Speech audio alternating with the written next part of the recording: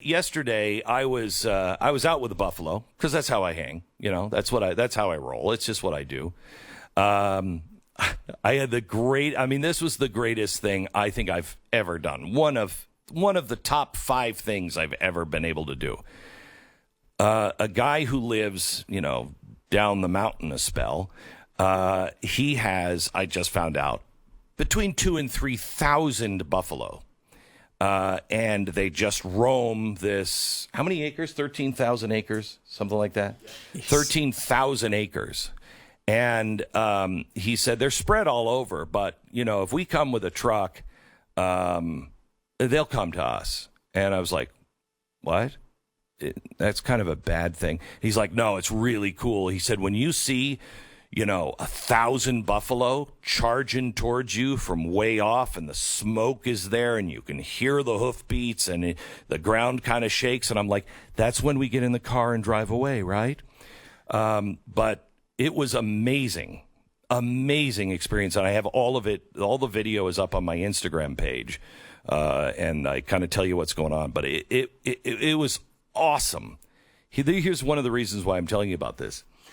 You would think that those who love nature, those who love buffalo, we've got to protect the buffalo. The white men killed all the buffalo.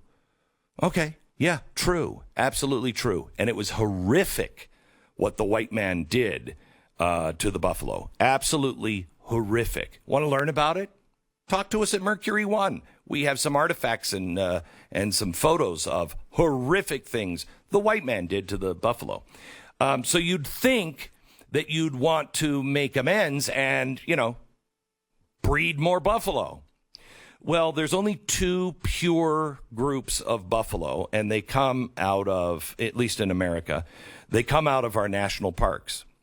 And the buffalo ranchers, the people who are raising them, want to breed the cow out of them.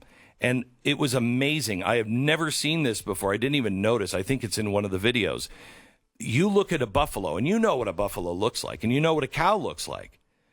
But some of these buffalo had been bred 100 years ago to get the stock back up.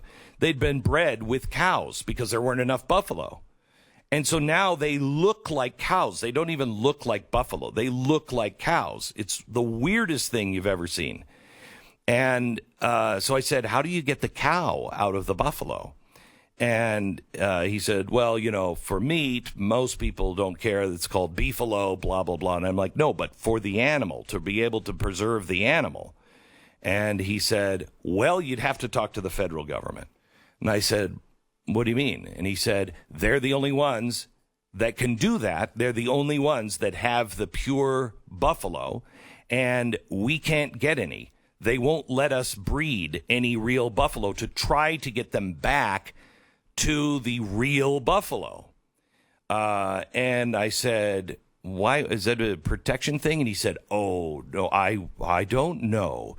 You'd have to ask them, because they kill several hundred of them. They cull and kill several hundred every year that comes around. They got to kill so much so they can preserve. They won't let the average person have a buffalo. You can't buy a buffalo to breed it to make sure that you have pure buffalo. Nope. The federal government thinks it's much better to kill them. So I'm glad to see that the systemic racism and the white man's problem with government, with buffalo, is still deeply embedded in our federal government. Maybe this is what they're talking about.